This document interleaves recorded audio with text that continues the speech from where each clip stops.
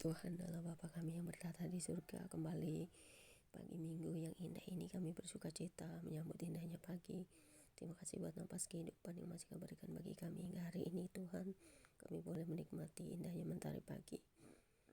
Berkati kami yang beribadah baik di rumah masing-masing maupun yang pergi ke gereja-Mu.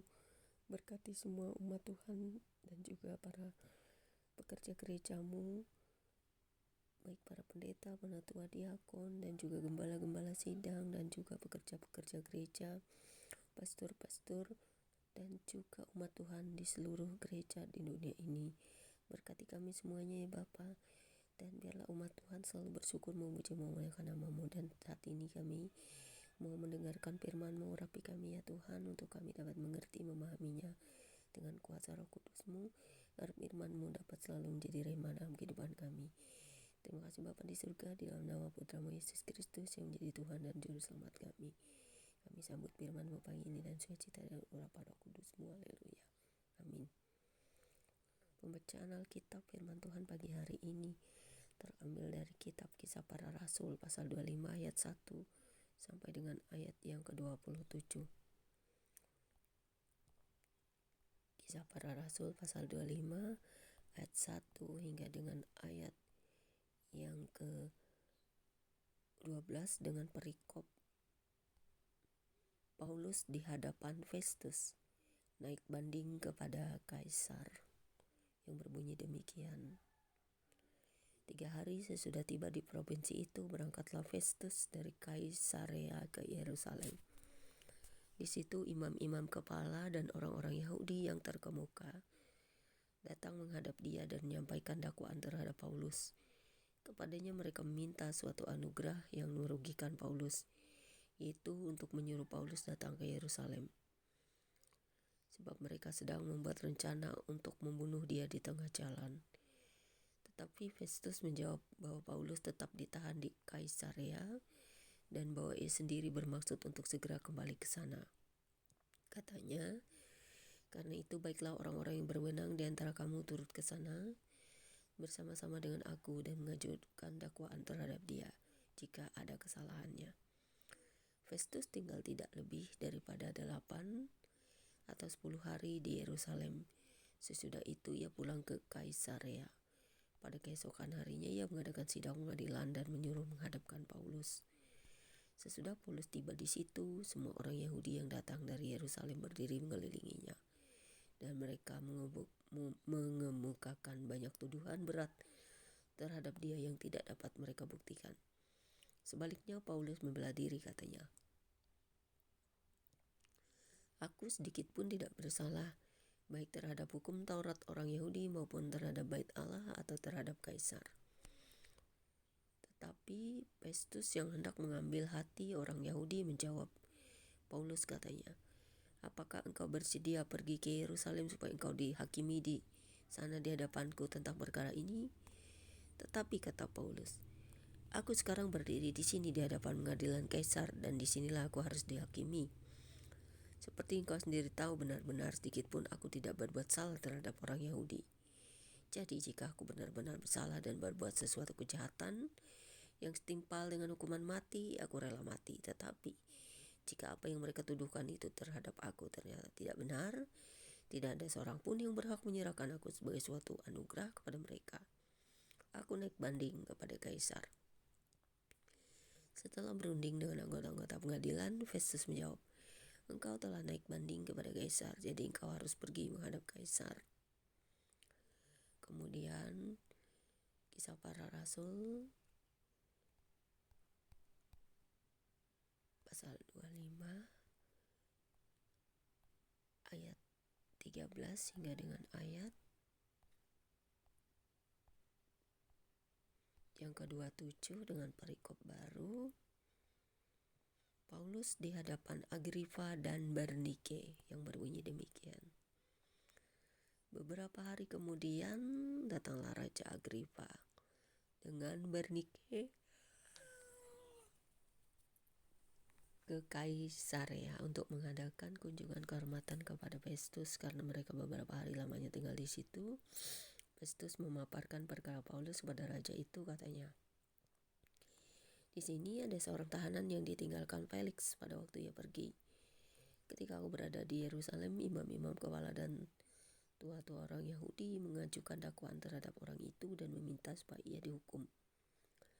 Aku menjawab mereka bahwa bukanlah kebiasaan pada orang-orang Roma untuk menyerahkan seorang terdakwa sebagai suatu anugerah sebelum ia dihadapkan dengan orang-orang yang menuduhnya dan diberi kesempatan untuk membela diri terhadap tuduhan itu. Karena itu mereka turut bersama-sama dengan aku kemari. Pada keesokan harinya aku segera mengadakan sidang pengadilan dan menyuruh menghadapkan orang itu. Tetapi ketika para pendakwa berdiri di sekelilingnya, mereka tidak mengajukan suatu tuduhan pun tentang perbuatan jahat seperti yang telah aku duga. Tetapi mereka hanya berselisih paham dengan dia tentang soal-soal agama mereka dan tentang seorang bernama Yesus yang sudah mati, sedangkan Paulus katakan dengan pasti bahwa ia hidup. Karena aku ragu-ragu bagaimana aku harus memeriksa perkara-perkara seperti itu, aku menanyakan apakah ia mau pergi ke Yerusalem supaya perkaranya dihakimi di situ. Tetapi Paulus naik banding. Ia minta supaya ia tinggal dalam tahanan dan menunggu sampai perkaranya diputuskan oleh Kaisar. Karena itu aku menyuruh menahan dia sampai aku dapat mengirim dia kepada Kaisar. Kata Agripa kepada Festus, aku ingin dengar orang itu sendiri. Jawab Festus, besok engkau akan dengar dia.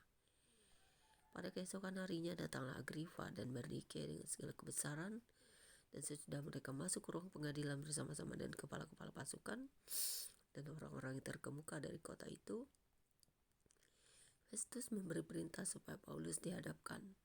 Festus berkata, "Ya Raja Agripa, serta semua yang hadir di sini bersama-sama dengan kami, lihatlah orang ini yang dituduh oleh semua orang Yahudi, baik yang di Yerusalem maupun yang di sini. Mereka telah datang kepadaku dan sambil berteriak-teriak mereka mengatakan bahwa ia tidak boleh hidup lebih lama.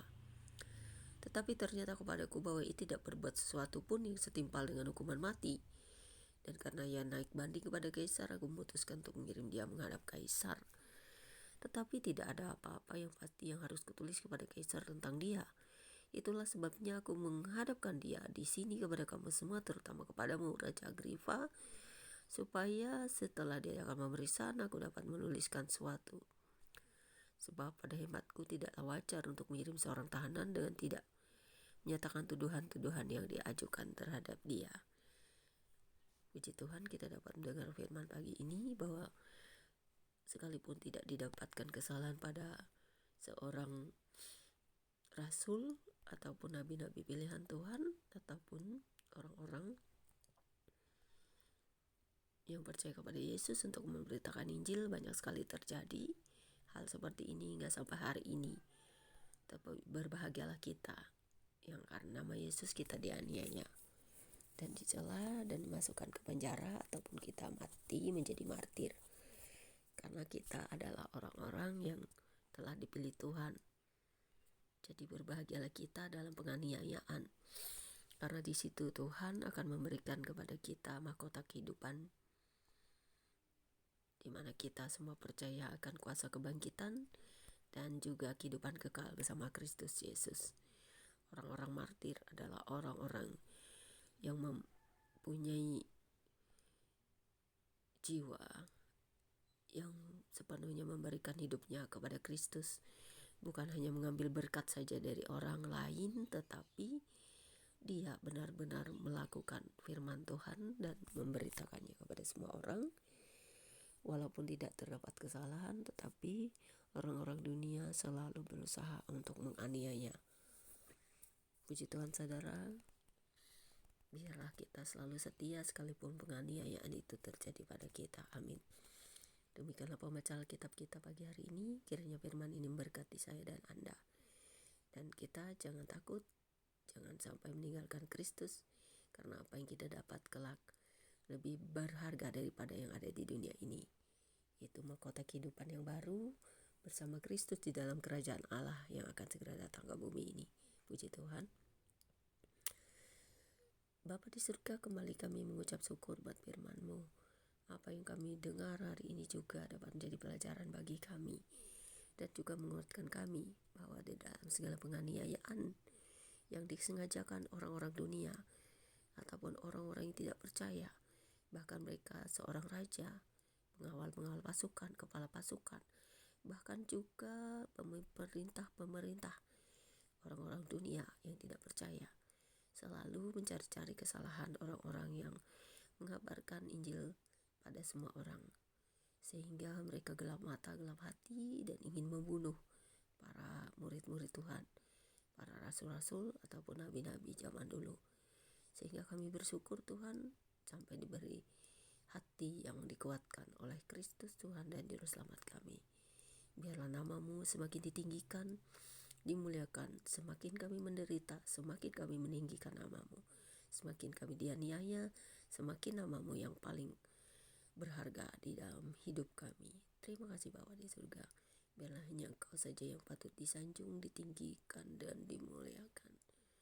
Tidak ada nama lain yang bisa kami sembah, percaya, dan imani, karena hanya Engkau satu-satunya Allah yang menyelamatkan kami dari jurang kegelapan, dari jurang maut. Sekalipun dunia ini dapat mengambil tubuh kami, tetapi roh dan jiwa kami tetap melekat kepadamu, dan kami percayakan kebangkitan di akhir zaman, di mana Kristus sendiri yang akan menyatakan diri dan membawa anak-anakmu kepada kerajaanmu. Terima kasih Bapa di surga. Biarlah rohmu terus menguasai hidup kami dengan segala kebaikan dan kebenaran. Biarlah kami menyembah Engkau dalam roh dan kebenaran. Good morning, Father in the heaven, to the Lord Jesus, the Holy Spirit. Amin. Terima kasih, Tuhan Yesus memberkati. God bless you all.